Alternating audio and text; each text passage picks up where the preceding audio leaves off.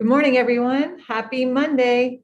I hope you had a wonderful weekend. I know it was a hot one. It's going to be hot again this week, so make sure you have your water bottles and you are staying hydrated. We have Laird here who's going to lead us in the flag raising and potentially strive unless Amani gets here in time. Okay, here you go. Please, everybody rise, take off their hats and put their right hand over their heart. And join me in saying the Pledge of Allegiance. I pledge allegiance to the flag of the United States of America and to the republic to which it stands, one nation, under God, indivisible, with liberty and justice for all. Thank you, Laird. You can do strive as well. This week is the T in strive, which means treat people and property with respect. One example is at lunch, clean up all your food and trash. Let's say strive together. Seek always to do your best, treat people and property with respect, revere the truth, invest in your future, value school rules, your heritage and personal responsibilities, enrich the world for all. Thank you. Good job. Have a great day. All right, now we're on to our birthdays. Good morning, everybody. Hope you all had a great weekend. Let's talk about some faculty birthdays. Today happens to be Miss Bailey's birthday, grade 1 associate teacher extraordinaire. Her birthday is October 4th. Look at that adorable picture. A fun fact that she said was, I'm the youngest of 12 children. Oh my gosh, big family. And every year, my sisters and I go on vacation. Look at that fun, active bike ride. Happy birthday, Miss Bailey. Next slide, please. Miss Branch Hernandez, check out that photo.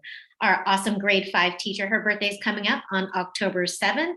Fun fact about her, I am a swimmer and my favorite stroke is butterfly. Look at that. She looks like an Olympic swimmer in that photo. So awesome. Happy birthday coming up, Miss Branch Hernandez. And next. Also another fabulous grade 5 teacher coming up this weekend, Miss Williams, grade 5 teacher. Her birthday is Sunday, October 10th. Is that Sunday? Yes, I believe so. Oh my goodness. Look at that picture. You notice how she circled that picture? This was her fun fact. I moved to San Diego from Grand Cayman last year. Living on an island was incredible because I love the ocean.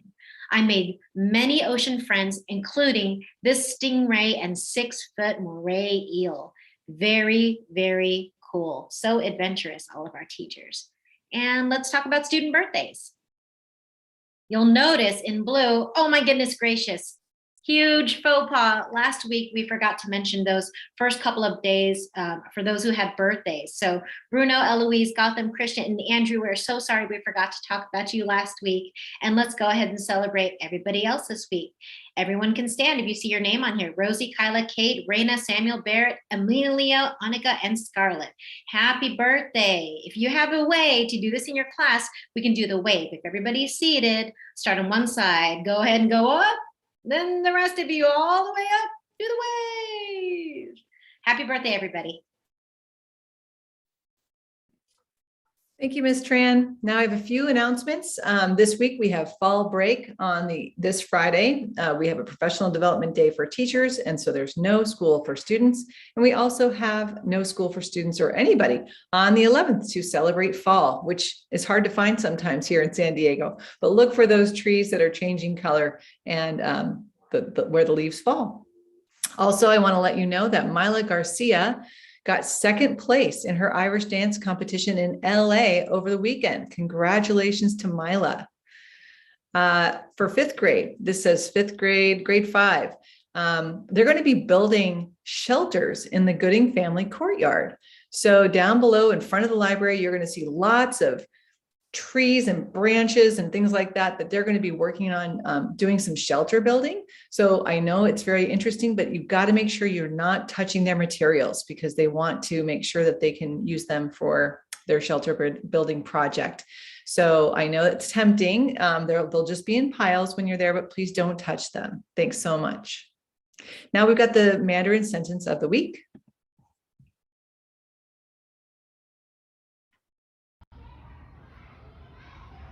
你好，我叫可爱熊. The sentence of the week is, if you can dream it, you can do it. Please repeat after me. 假如有梦想，就能去完成. When I say 谢谢, please say 不客气. 谢谢. Thank you so much. We're going to do the sentence of the week in Spanish. Dos, tres. The phrase of the week is, if you can dream it, you can do it. Repitan en español. Si los puedes soñar, quieres hacer. Gracias. Wonderful. We're going to work on making sure that we have time to actually repeat what they're saying, because I know we're going through that pretty quickly. Now we've got Ms. Scott. Thank you, Ms. Gray. Let me go ahead and share my screen. Okay, good morning, everyone. We are continuing our celebration of Hispanic and Latinx Heritage Month. So last week we learned about Lin-Manuel Miranda, the playwright behind Hamilton, the author of Good Morning, Good Night, and so much more. Today, we'll actually learn about someone you might recognize from your bookshelves, Matt de la Peña. Matt is a local author who has written many books you might recognize. He went to San Diego State University on a scholarship to play basketball, but while he was there, he discovered that he loved reading books and decided to become an author. So he's published 12 books, earned several awards for his writing, including the Newbery Award, a very special recognition for authors of children's books. And his books have become national bestsellers and beloved by many all over the world. We even have a few in the DEIB office. So let's watch a short clip of Matt sharing a little bit of his life story with us. My name is Matt de la Peña. I'm an author living in Brooklyn. Well, I got to tell you, it's a pretty unlikely story that I became an author because I wasn't a great student. I wasn't a great reader when I was young. I was more into basketball. And basketball is what took me to college. I became the first de la Peña to go to college simply because of basketball. But when I was there, I discovered literature, fell in love with writing, but I fell in love with just literature and the things it could do to people's emotions.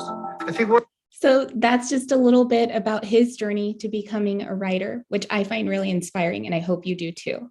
Now, Ms. Bellingham is going to share some of Matt's writing with us. Good morning, everybody. I love Matt de la Peña's work, and we have it in our office. So I'm going to share the first few pages of his book, Love, with you. And we'll go to the first slide now, next slide. In the beginning, there is light and two wide-eyed figures standing near the foot of your bed, and the sound of their voices is love. A cab driver plays love on his radio while you bounce in back with the bumps of the city, and everything smells new, and it smells like life. Love, too, is the smell of crashing waves and a train whistling blindly in the distance. And each night, the sky above your trailer turns the color of love.